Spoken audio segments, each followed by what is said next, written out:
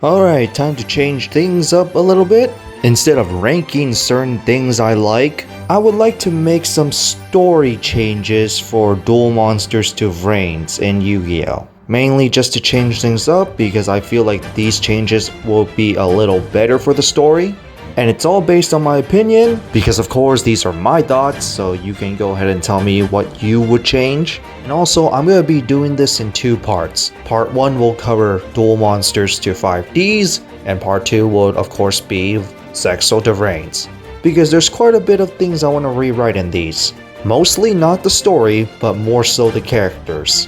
But in that, let's begin. So for Duel Monsters, for the most part, it is fine. Not my personal favorite series, but for the most part it is fine. I just wish the pacing is a little better because I really hate watching 3 to 4 episodes per duel that are not like the main important duels. But for the most part it's fine. At the virtual arc, in the duel between Kaiba and Noah, Kaiba should have realistically got the win.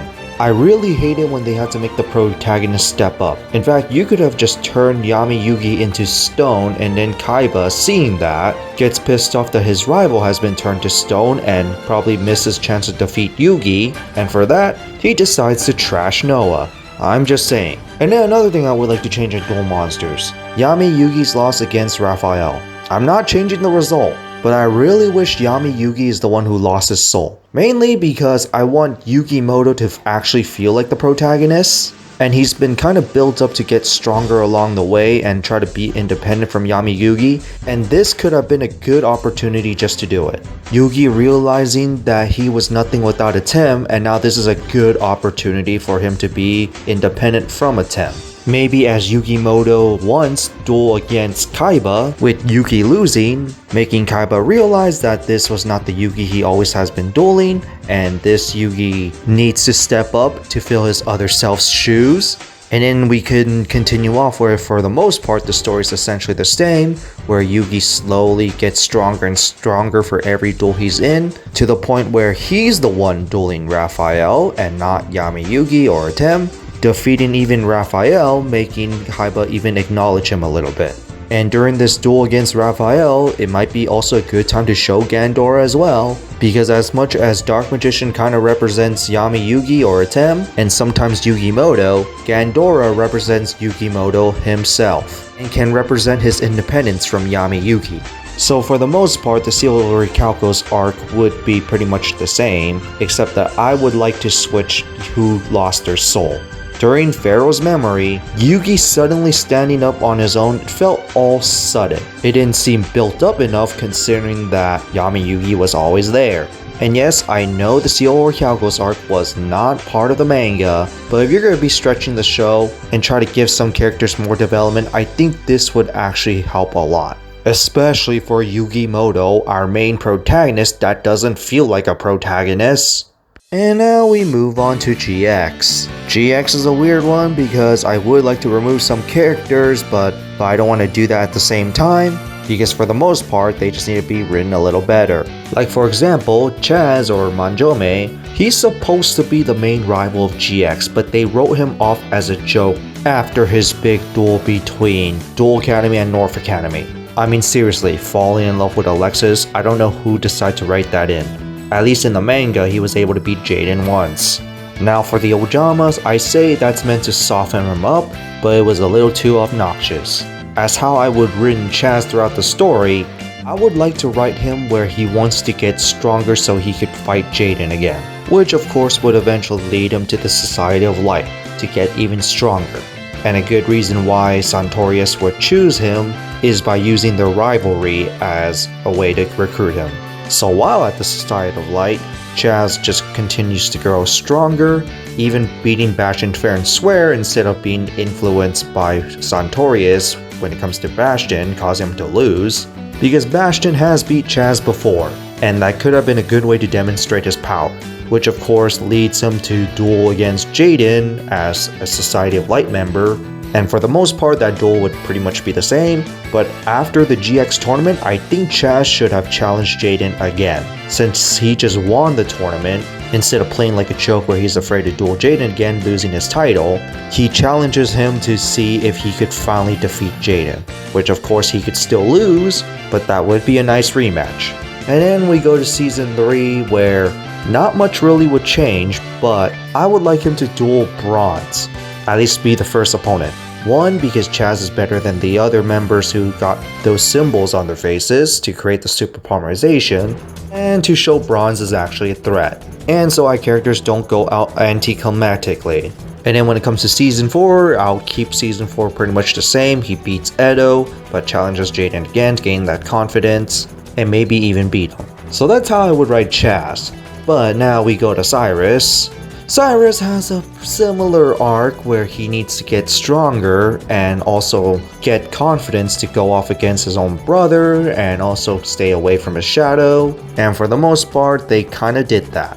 I mean, he doesn't duel enough either, which is another problem. But the thing I really would like to change is at Season 3. Now, as much as I like the Axel arc where he faces off the Supreme King, I think Cyrus would have been more impactful. Not only he's the best friend of Jaden's, and pretty much the first person he met at Duel Academy, Cyrus is usually very scared to face off someone who's very tough. But they kind of built that up to the part where he faces off against Sane, willing to stand up to him.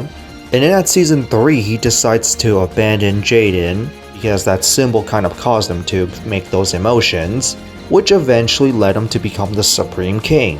And I think Cyrus should feel a lot of regret for doing that. Seeing what he has done to his best friend and feeling responsible, he decides to stand up and go challenge the Supreme King himself. Of course, he also builds up to be stronger and even be a hero for some villagers, to the build-up where he does challenge the Supreme King and he doesn't really need to win, but the emotional impact where Cyrus is just trying to bring Jaden back no matter what, apologizing to the Supreme King as he was still Jaden, that would have been good.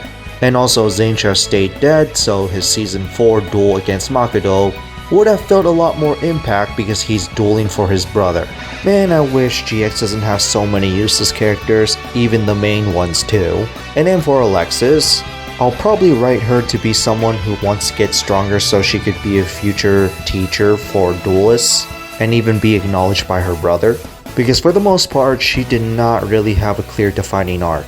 At least those are the main characters how I would write them. For the rest of them, I'm not going to go through them because there's a lot of other things. Mainly just give more to the characters.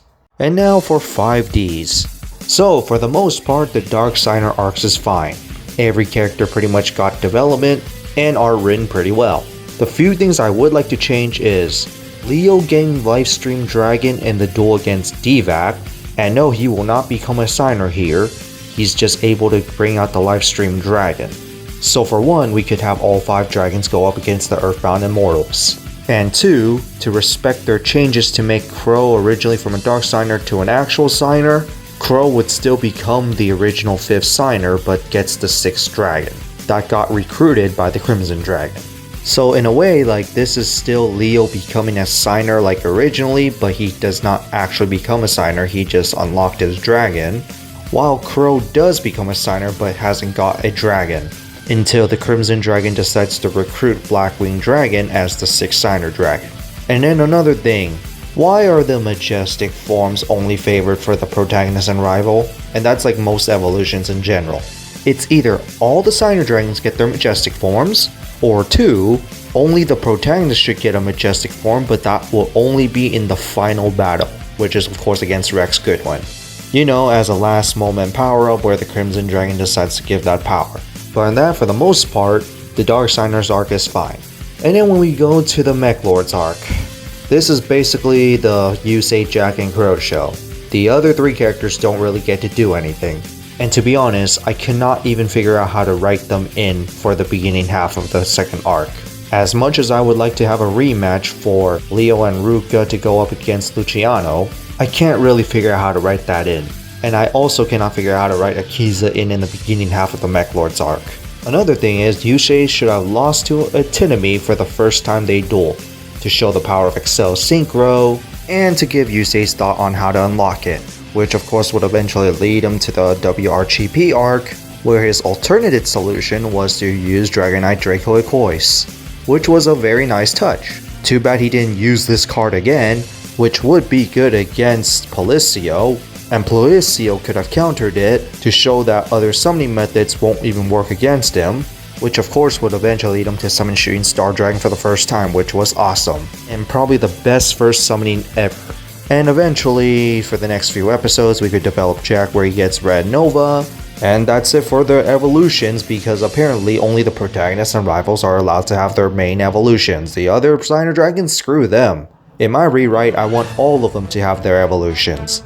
So like for Crow, where he finally got his Black Winged Dragon, and seeing Yusei finally perform an Excel Synchro by evolving his Stardust Dragon, and knowing that Jack was able to evolve his Red Dragon Archfiend to Red Nova Dragon, and also knowing about the Mech Lord threat, Crow tries to figure out a way to evolve his Black Winged Dragon, and I think a good perfect timing for that would have been against the 3 Nordic gods.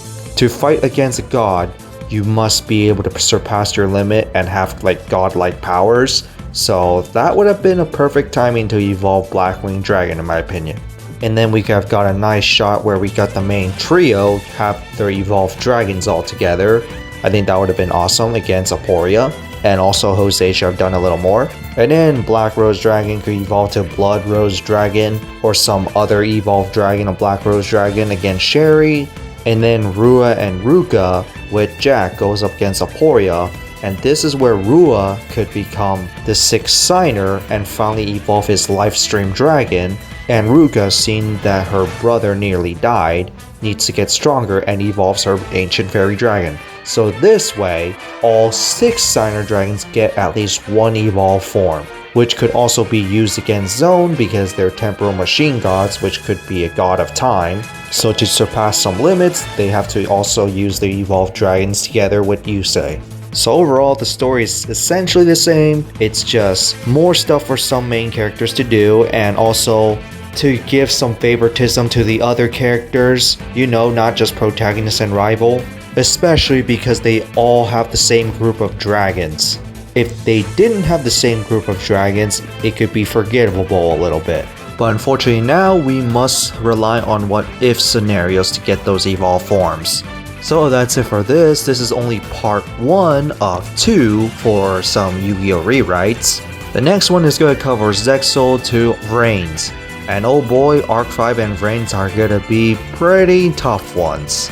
I didn't really want to make the video too long, so I decided to split this in 2 parts. Especially because there's quite a bit to rewrite. So go ahead and tell me below if you kind of agree with these rewrites or not, and what you like to add. These are just my choices and how I think the story could have been better. I did not want to really alter the story too much, but for the characters, they favor only few characters and then the other ones kind of get thrown aside. And that's the main thing I really want to rewrite. But in that's it for this one, and see you all next week for part 2.